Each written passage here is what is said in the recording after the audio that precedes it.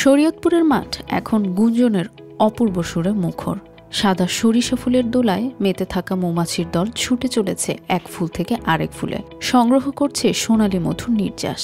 তাদের নিরলস পরাগায়নে শুধু মধু নয়, বাড়ছে সরিষা, কালোজিরা ও ধনিয়ার উৎপাদনও। আর সেই খাঁটি সুগন্ধি মধু ছড়িয়ে পড়েছে আন্তর্জাতিক বাজারে, বয়ে আনছে নতুন সম্ভাবনার বার্তা। 24 সালেতে 25 সালে আমাদের মধুটা বেশি হবে আশা করি আমরা সকল মৌচাষীরা।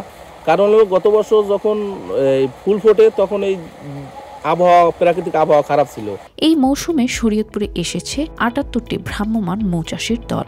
মাঠের পাশে অস্থায়ী মৌবাক্স স্থাপন করে তারা ফুল থেকে সংগৃহীত নির্যাসকে বিশেষ প্রক্রিয়ায় রূপান্তর করছেন ঘন, খাঁটি ও সুস্বাদু মধুতে। মৌচাষীরা জানান, প্রতি 10 থেকে 15 দিন পর পর বাক্সের ফ্রেম থেকে যন্ত্রের মাধ্যমে সম্পূর্ণ স্পর্শহীনভাবে মধু সংগ্রহ করা হয়। এই আধুনিক পদ্ধতি নিশ্চিত করছে মধুর গুণগত মান ও বিশুদ্ধতা। তবে অনেক খামারি ন্যায্য দাম না পাওয়ার অভিযোগ করেছেন। সাতক্ষীরা থেকে আসা মৌচাষী রফিকুল ইসলাম বলেন, মধুর উৎপাদন ভালো হলেও সঠিক দাম পাচ্ছি না, এতে লাভের তুলনায় পরিশ্রম বেশি হয়ে যাচ্ছে। এখানে জাজিরা শরীয়তপুর এই জেলায় আমি সব মশার বিরুদ্ধে সুরক্ষা দিতে এলো বসুন্ধরা এক্সট্রিম অ্যারোসল। মশার বিরুদ্ধে এক্সট্রিম সুরক্ষা। এই বছরে মাঠ করি, কিন্তু এবছরে গত বছরের তুলনায় এবছরে ফুলের সংখ্যা খুব কম দেখতে পাচ্ছি।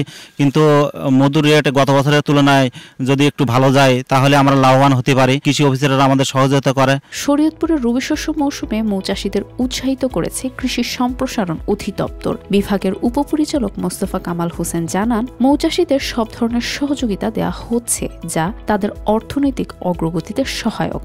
সঠিক নীতিগত সহায়তা পেলে শরীয়তপুর দেশের অন্যতম প্রধান মধু উৎপাদন কেন্দ্রে পরিণত হতে পারে। মধু উৎপাদন হয় সরিষা, ধনিয়া, কালোজিরা থেকে। আমাদের এখানে 3টি ফসল মোট আবাদযোগ্য জমির পরিমাণ 23,200 হেক্টর। এ পর্যন্ত মধু উৎপাদন হয়েছে 950 কেজি।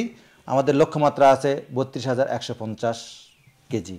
আমরা এভাবে কৃষককে উদ্বুদ্ধ করি এবং উপজেলা কৃষি অফিস এবং আমাদের মাঠ কর্মীদের নির্দেশনা দেওয়া আছে, তারা যেন তাদের সর্বোচ্চ সহযোগিতা করে, যেন তারা এই মধু উৎপাদনে কোনো বিড়ম্বনার শিকার না হয়। মৌমাছির পরাগায়নের ফলে শরীয়তপুরের কৃষিতে ইতিবাচক পরিবর্তন আসছে। কৃষি বিশেষজ্ঞরা বলছেন, ফসল উৎপাদন 15 থেকে 20% পর্যন্ত বৃদ্ধি পাচ্ছে, যা কৃষকদের জন্য অত্যন্ত লাভজনক। তবে উৎপাদন বাড়লেও ন্যায্য মূল্য না পাওয়ায় অনেক মৌচাষী হতাশ।